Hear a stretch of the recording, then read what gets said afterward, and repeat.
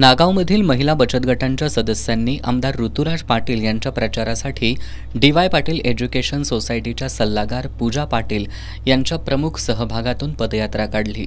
अंबाबाई मंदिरपासून पूजा ऋतुराज पाटील यांच्या उपस्थितीत पदयात्रेला सुरुवात झाली।